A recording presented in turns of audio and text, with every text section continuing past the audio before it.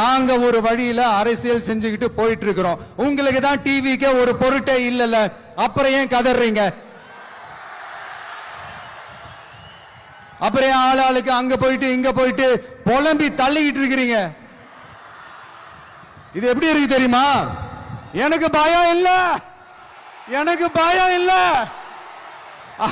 அப்படின்னு சத்தமா சவுண்ட் விட்டுக்கிட்டே சத்தமா பாட்டு பாடிக்கிட்டு இந்த நடுங்கிக்கிட்டே சின்ன பசங்க நடந்து போவாங்க, அந்த மாதிரி இருக்கு. முதல்ல மண்டையில இருக்கிற கொண்டைய மறைங்க சார்.